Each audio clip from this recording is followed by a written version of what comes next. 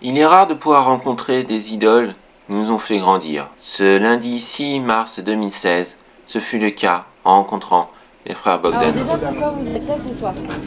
Alors nous sommes là ce soir pour partager notre enthousiasme pour la modernité et en particulier pour l'espace. Parce que ça fait longtemps, Agnieszka et moi, que nous rêvons à l'espace, à Terminator X, une émission que nous avons donc produite et présentée sur TF1 pendant une dizaine d'années et qui est essentiellement tournée vers l'espace quand même. L'espace proche ou même l'espace lointain, l'espace bien sûr galactique et peut-être même extragalactique. Donc ce soir nous sommes là pour rêver ensemble sur ce que sera le tourisme spatial, le tourisme vers la haute frontière, comme on dit depuis à peu près une cinquantaine d'années, quand on pense à ce qui se passe à peu près à 200 km au-dessus de nos têtes.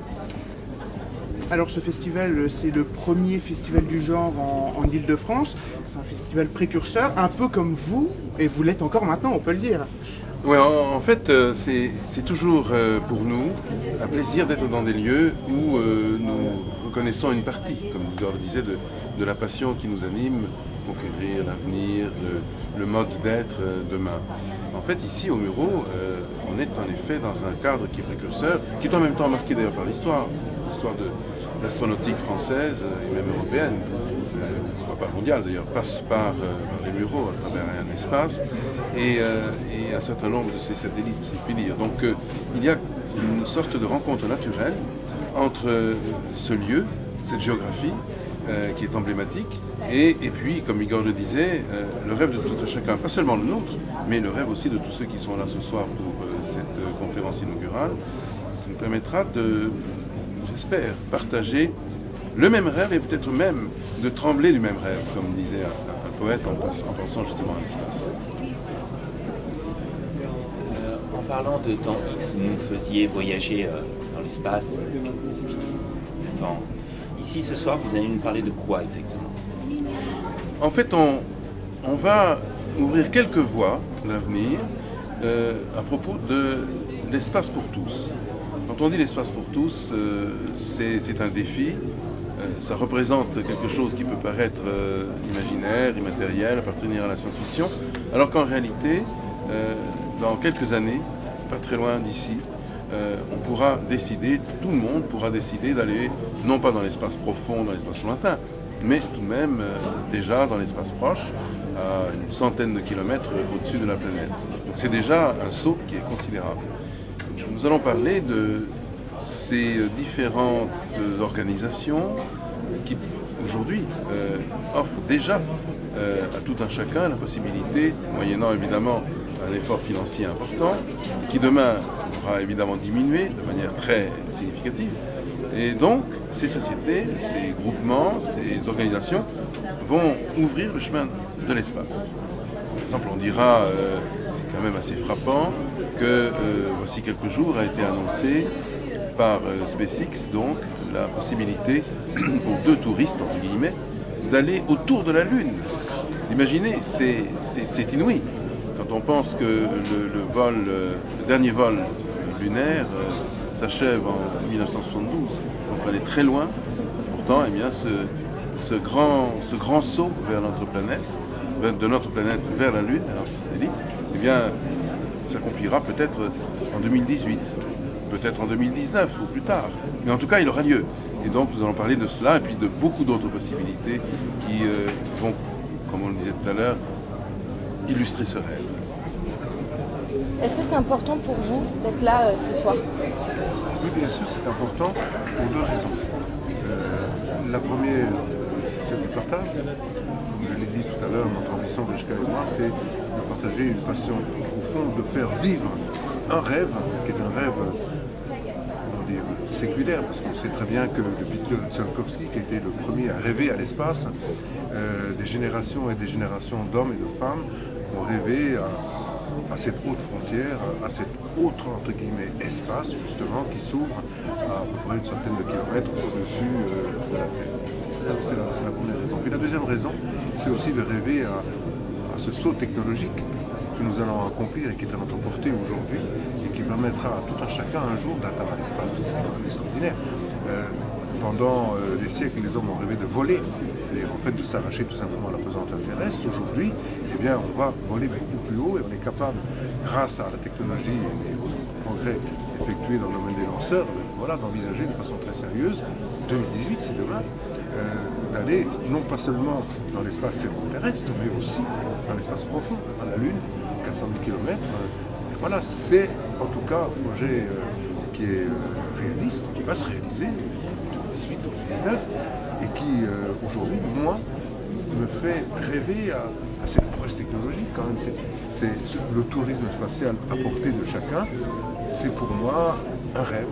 Je suis heureux de le partager ici avec vous. Votre gros point fort, c'est d'arriver à amener la science à tous les publics et d'une façon très simple. Comment faites-vous? Comment faites-vous pour décliner des sujets aussi complexes dans une simplicité qui est enfantine quelque part? Bon, je dirais, sous la forme d'une boutade évidemment, que la complexité elle est divisée par deux. Tous les deux, ça ressemble. Reshka et moi, puis d'abord, bon, c'est vrai qu'on s'amuse entre nous à faire tourner les concepts de la science jusqu'à les rendre vraiment accessibles à tous. Je crois que c'est une première raison.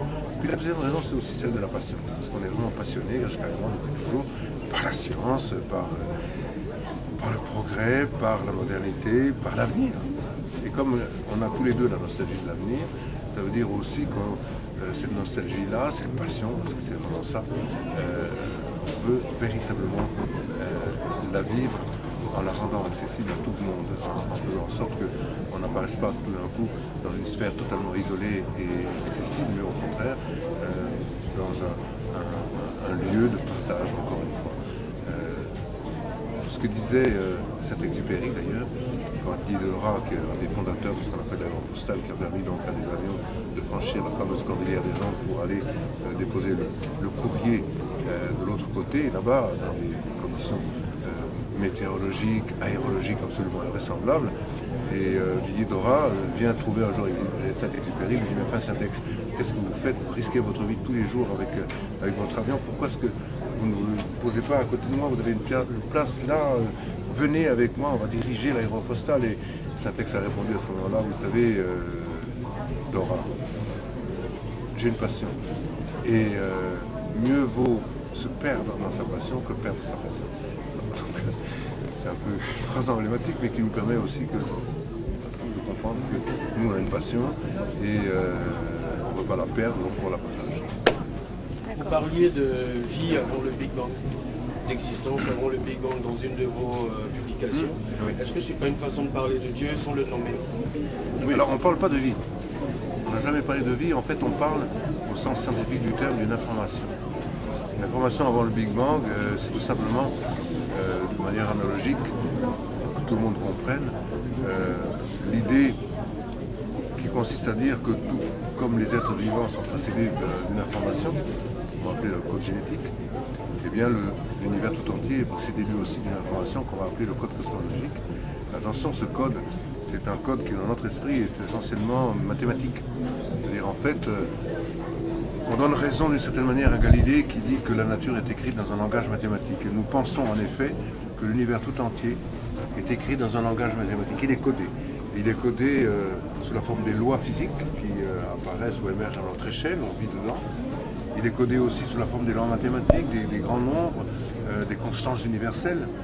Mais tout ça préexiste à notre sens à l'univers physique. C'est ce qu'on dit dans notre modèle à la fois d'univers qu'on a proposé dans nos thèses, mais aussi dans les publications, qui sont dérivées évidemment de ce que nous avons cherché pendant une dizaine d'années dans les laboratoires. Vous parliez de passion tout à l'heure. C'est le fan de vos émissions qui va poser la question. Parce que j'ai grandi avec Ton X. Ah oui. Donc forcément, à toutes vos émissions, quand allons-nous vous revoir présenter une émission scientifique comme ça? Parce qu'on n'en trouve pas d'autres. J'en ai jamais, mis à part les anglo-saxons, quand on voyage dans l'espace-temps, par vous, il n'y avait rien en France. Alors quand? En fait, Igor et moi, nous avons aussi, comme vous, la nostalgie de ce que représentait ce voyage très particulier, aux limites de la 4e dimension, mais aussi de la connaissance scientifique. Et depuis à peu près un an, nous pensons que cette nostalgie doit être transformée en quelque chose de concret, du point de vue en tout cas de la reprise de ce voyage.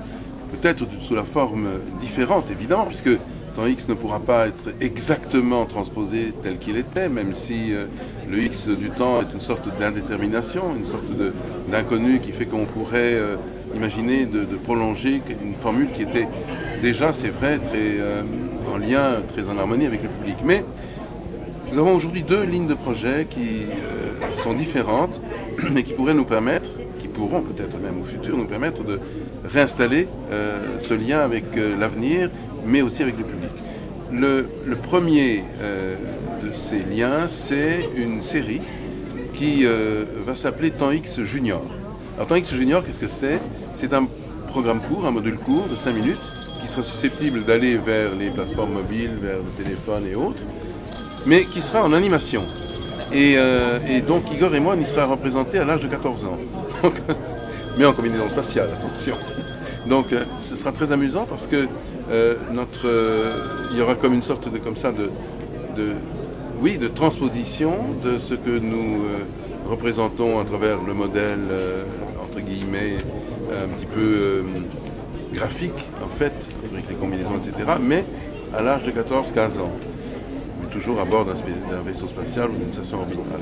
Ça, c'est une première direction, avec 40 épisodes de 5 minutes. Et puis, la deuxième direction, c'est alors un magazine, beaucoup plus axé sous une formule qui est assez semblable à ce qu'était Temps X, donc un magazine, mais qui donnera toute sa place aux instruments de fabrication, si on peut dire, du rêve à travers les effets spéciaux, à travers des combinaisons de 3D, etc. Enfin, tout un ensemble de technologies qui nous permettront de vraiment faire exister ce module Temps X, ce nouveau module, sous une forme ultra spectaculaire. Donc voilà, les deux se complètent, et si tout se passe bien, ça pourrait être en 2017. On dit qu'en France, il va se passer des choses en 2017, alors allons-y. Merci. Merci beaucoup. Comme vous avez pu l'entendre, cette interview a été réalisée avec Malik Dao, LFM Radio et une web TV universitaire. Cela ne m'a pas empêché de poser avec les frères Bogdanov, les héros de la science de mon enfance, et de leur demander une dédicace sur leur livre Avant le Big Bang. Comme quoi, tout est possible.